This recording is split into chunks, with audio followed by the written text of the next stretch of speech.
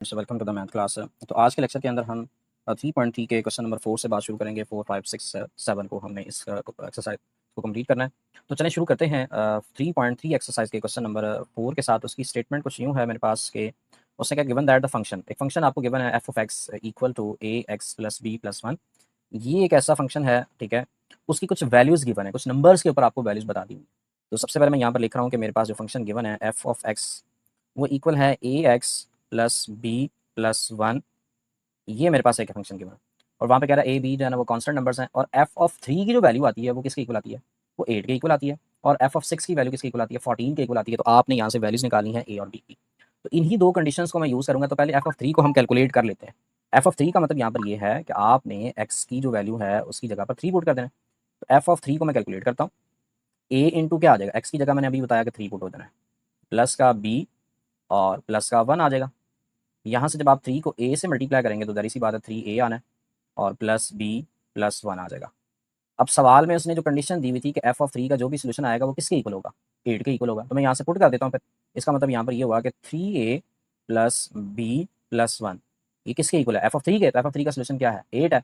इसको मैं 8 के इक्वल पुट कर देता हूँ और इसको आप नाम दे दें इक्वेशन 1 का। अब दूसरी बात उसने कही कि एफ ऑफ 6 का जो सोल्यूशन आता है वो 14 के इक्वल आता है। तो यहाँ से एक दूसरी इक्वेशन बना लेंगे। तो पहले हम निकालते हैं एफ ऑफ 6 को। एफ ऑफ 6 जहाँ जहाँ एक्स होगा वहाँ पे 6 पुट होगा। तो A into 6 plus B plus one. But इसको जब हम सिंप्लीफाई करेंगे तो यहाँ से ये आ जाएगा 6a आ जाएगा और प्लस का b प्लस वन। और ये एफ ऑफ 6 के इक्वल है और एफ ऑफ 6 का सोल्यूशन उसने बता दिया हुआ है कि वो किसके इक्वल आता है, वो बेटा 14 के इक्वल आता है। इसका मतलब यहाँ से 6a plus B plus one ये इक्वल आ जाएगा किसके, 14 के, जो कि एफ ऑफ 6 के इक्वल है और एफ ऑफ 6 का सोल्यूशन 14 है। अच्छा, इसको आप इक्वेशन 2 का नाम दे दें। अब ये जो इक्वेशन 1 और 2 बनी है, ये चूंकि दोनों सिस्टम ऑफ लीनियर इक्वेशन मेरे पास आ गया, इसमें से मुझे ए और बी की वैल्यूज को कैलकुलेट करना है यहाँ पर। तो कैसे कैलकुलेट किया जा सकता है, इसको हम बड़ी एलिमेंट्री क्लासेस के अंदर भी डिस्कस करते हैं। दो लीनियर इक्वेशन के जो सिस्टम को सॉल्व करने के बड़े डिफरेंट मेथड्स होते हैं, ठीक है। एक मेथड सब्स्टिट्यूशन मेथड होता है, एक एलिमिनेशन ऑफ कोफिशिएंट मेथड होता है।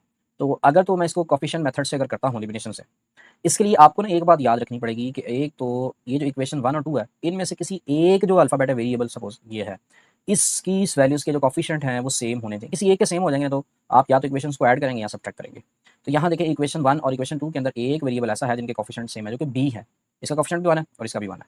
अगर कोफिशिएंट आपको मिल गया ऐसा फंक्शन के ऐसी बात के जिसमें आपके पास कोफिशिएंट सेम आ गए, उसके बाद आपने इक्वेशन 1 और 2 को ऐड या सब्ट्रैक्ट करना। अब ऐड कब करना है और सब्ट्रैक्ट कब करना है, ऐड तब किया जाता है अगर उन जो आपके पास कोफिशिएंट सेम है उनके वैल्यूज़ के साइंस डिफरेंट आ जाए। अगर सेम साइन होंगे तो आपने माइनस करना है। जिसका मतलब है यहाँ पर दोनों के साइन सेम है तो इन दोनों इक्वेशंस को आप क्या करते हैं, आपस में सब्ट्रैक्ट करते हैं। तो यहाँ पर मैं ये बात लिख देता हूँ कि ये सब्ट्रैक्ट कर रहे हैं हम इक्वेशन 1 और 2 को। Subtracting subtracting 1 and 2, 1 and 2, equation 1 और 2 को जो है हम सब्ट्रैक्ट कर रहे हैं। सब्ट्रैक्शन देखनी है तो यहाँ पर देखें जो फर्स्ट इक्वेशन है वो मेरे पास क्या है, 3a plus B plus one equal to 8। इसके नीचे दूसरी इक्वेशन लिखता हूँ जिसमें आ रहा है 6a plus B plus one equal to 14। जब इसको माइनस करना है तो नीचे वाली इक्वेशन के आप साइन को जस्ट चेंज कर दें। सब्ट्रैक्टिंग हो रही है ना, सब्ट्रैक्शन में ये होता है कि जो सेकंड वाली इक्वेशन के साइन चेंज कर दिए जाते हैं। ये माइनस का 6 हो जाएगा, ये माइनस का बी हो जाएगा, माइनस का 1 आ जाएगा और ये माइनस का 14 आ जाएगा। अब इसको जब आपने माइनस करना है तो यहाँ से, ठीक है, तो ये जो मेरे पास आ जाएगा, देखें 3a है और माइनस का 6 है। 3a में से जब आप 6a को बेटे माइनस करेंगे, ठीक है, तो वो किसके इक्वल आता है, माइनस का 3a आ जाएगा, माइनस का 3 आ जाएगा। अच्छा, उसके बाद देखें कि ये जो मेरे पास माइनस का बी और प्लस का बी है, इनको आपस में जब आप माइनस करेंगे तो माइनस का बी और प्लस का बी कैंसिल हो जाएगा। ये 1 और -1 भी आपस में कैंसिल आउट हो जाएंगे, ये भी खत्म हो जाएंगे। और इक्वल यहाँ से क्या आना है, 14 8 में से 14 माइनस करने हैं तो ये माइनस का 6 आ जाएगा, ठीक है। तो ये बचा यहाँ पर देखें -3 मल्टीप्लाई हो रहा है, उस साइड पर जाके डिवाइड होगा तो ए इक्वल टू आ जाएगा -6 डिवाइडेड बाय -3। अब माइनस माइनस आपस में कैंसिल आउट हो जाते हैं तो ए की वैल्यू यहाँ से क्या आ जाएगी, 6 को जब आप 3 पर डिवाइड करेंगे तो वो क्या आ जाएगा, 2 आ जाएगा। तो यानी कि एक वैल्यू मिल गई मेरे पास ए की, जो कि मेरे पास 2 आई है। अच्छा, ये ए की वैल्यू जो 2 आई है ना किसी भी इक्वेशन में, यानी कि जो फर्स्ट इक्वेशन पे पुट कर दें या सेकंड में, मुझे बी की वैल्यू भी मिल जाएगी। तो मैं इसको फर्स्ट इक्वेशन में पुट करता हूँ, ठीक है। Put put A equal to 2 in equation 1। Equation 1 में पुट कर 2 में भी पुट करेंगे तब भी बेटे सेम सोल्यूशन आना है, इसमें कोई मसला नहीं है। तो देखिए फर्स्ट इक्वेशन क्या थी, 3a plus B plus one था, 3a था ना, तो एक की जगह क्या आना है 2। इसका मतलब है 3 into 2 plus B plus one equal to 8। ये इक्वेशन थी। तो ये 3 को 2 के साथ जब मल्टीप्लाई करेंगे तो क्या आ जाएगा, 3 को 2 से बेटे मल्टीप्लाई करते हैं तो मेरे पास 6 आ जाता है, plus B plus one equal to 8। अब यहाँ से याद रखें कि मेरे पास ये जो नंबर है 3 और 6 प्लस 1 ये क्या है, ये जब ऐड होगा तो क्या आ जाएगा 7, तो b प्लस 7 इक्वल टू 8। 7 यहाँ प्लस हो रहा है, उस साइड पे जाके माइनस होगा, तो 8 माइनस 7, तो b की वैल्यू यहाँ से क्या मिलती है, वो 1 आ जाती है। तो यानी कि यहाँ से b की वैल्यू भी कैलकुलेट होगी। तो हमने a और b की वैल्यू से बतानी थी, जो कि a की वैल्यू 2 आई है और b की वैल्यू मेरे पास 1 आ गई है। तो ये क्वेश्चन नंबर 4 था। अच्छा, क्वेश्चन नंबर 5 की तरफ अगर हम चले, उसकी स्टेटमेंट देखो बेटा। उसमें भी एक फंक्शन दिया हुआ है, जी ऑफ एक्स फंक्शन दिया हुआ है, वेयर ए बी की वैल्यूज ने कांस्टेंट्स हैं, जी ऑफ -1 0 के इक्वल है, जी ऑफ 2 जब 10 के इक्वल। सेम सवाल उसी तरह से है जैसे 4 को हमने डिस्कस किया, तो कोई मसला नहीं है। इसमें मेरे पास फंक्शन जो गिवन है वो बेटे जी ऑफ एक्स है। जी ऑफ एक्स की जो वैल्यू गिवन है वो गिवन है A X plus B plus 5। पहले उसने कहा जी ऑफ -1 का जो सोल्यूशन आएगा उसको 0 के इक्वल पुट करना है, तो जी ऑफ -1 निकाल लेते हैं, जहाँ जहाँ एक्स होगा वहाँ पे बेटे -1 पुट होगा। ए इंटू माइनस का 1 प्लस बी प्लस 5। ए को जब आप -1 से मल्टीप्लाई करेंगे तो माइनस का ए आ जाएगा और प्लस का बी आएगा और प्लस का 6 आ जाएगा। और ये जी ऑफ -1 आ रहा है, तो जी ऑफ -1 किसके इक्वल आना, 0 के इक्वल। तो माइनस का A plus B plus 5 equal to 0, इसको हम इक्वेशन 1 का नाम देंगे। उसके बाद जी ऑफ 2 जब 10 के इक्वल आएगा तो जी ऑफ 2 पहले निकालते हैं। जी ऑफ 2 इनके एक्स की जगह पर 2 पुट हो जाएगा, ए इंटू 2 प्लस बी प्लस 5। तो यहाँ से बेटे ये आ जाता है, 2 को जब ए से मल्टीप्लाई करना है तो 2a प्लस बी प्लस 5। और ये चूंकि जी ऑफ 2 है तो जी ऑफ 2 की वैल्यू किसकी इक्वल थी, 10 के इक्वल, यानी कि 2a plus B plus 5 equal आ जाएगा 10 के। इसको इक्वेशन 2 का नाम दे दिया जाएगा। तो इसमें भी देखें कि मेरे पास एक वेरिएबल ऐसा है जिसके कोफिशिएंट सेम है, जो कि b है, तो इसको भी मैं इक्वेशन 1 और 2 को क्या करूँगा, सब्ट्रैक्ट कर लूँगा।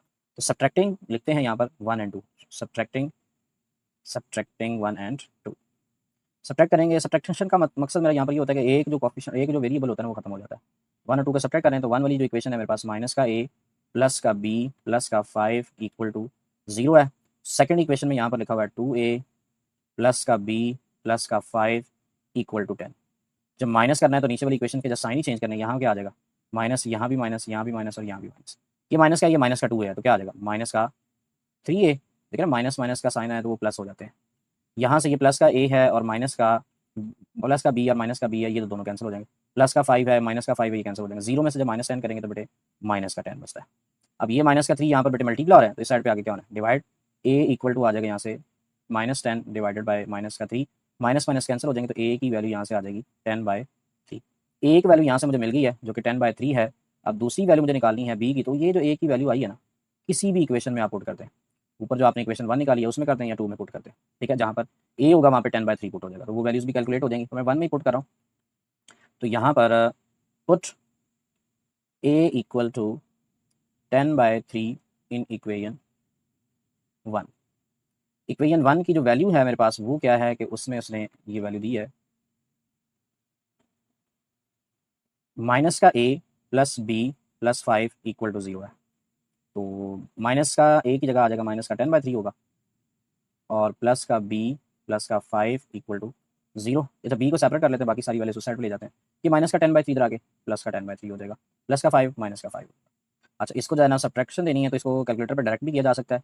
अगर इसको ऐड करना चाहें तो 3 को इससे मल्टीप्लाई कर दें, 3 5 15, और जो आंसर आएगा माइनस का 15 आंसर आ रहा है ना, क्योंकि माइनस के 5 से मल्टीप्लाई हो रहा है, जो आंसर आता है उसमें प्लस का 10 कर दें, -15 में 10 ऐड करेंगे तो माइनस का 5 आ जाएगा, तो इसका मतलब माइनस का 5/3 इसका सोल्यूशन बनता है, ठीक है। तो ये बेटे बी की वैल्यू यहाँ से कैलकुलेट हो जाती है, ठीक है। तो ये आपका क्वेश्चन नंबर 5 था। अब क्वेश्चन नंबर 6 की तरफ चलते हैं, ये बड़ा ही आसान है, ठीक है। तो क्वेश्चन नंबर 6 की जो स्टेटमेंट ये है कि आपने कंसीडर एक function given F of x 5x + 1, उसके एफ ऑफ एक्स की वैल्यू आती है 32।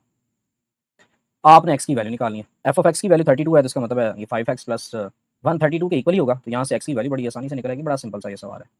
यहाँ पर देखें, उसने कहा एफ ऑफ एक्स की जो वैल्यू है, वो फंक्शन जो गिवन है एफ ऑफ एक्स का वो इक्वल है 5x + 1, और एफ ऑफ एक्स किसकी इक्वल है 32 के, तो यहाँ 32 पुट होगा इक्वल टू 5x + 1 के, ठीक है।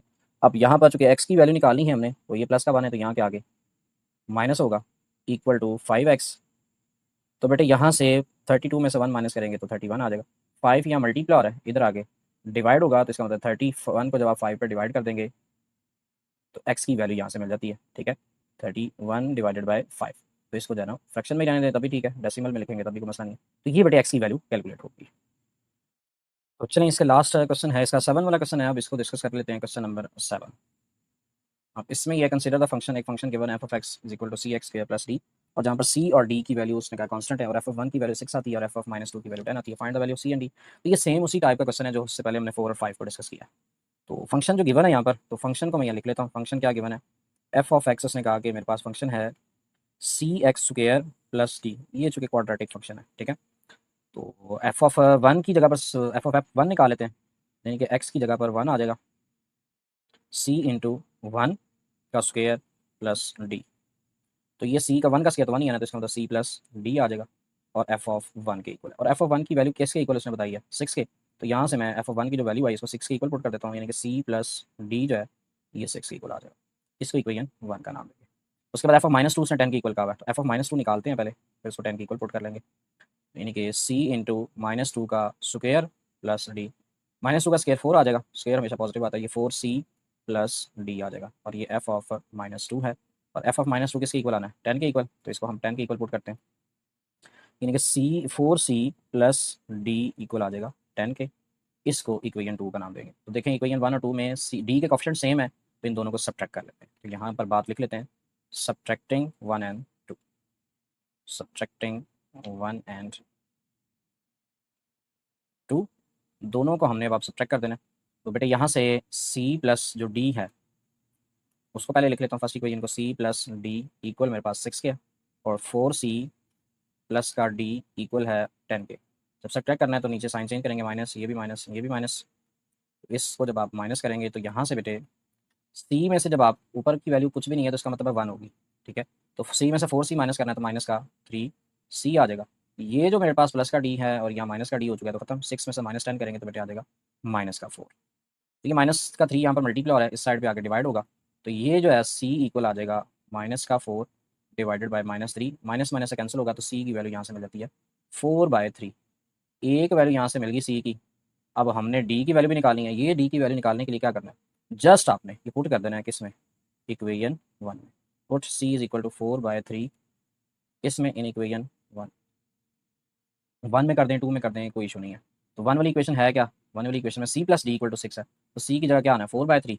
तो यानी कि four by three plus D equal to six.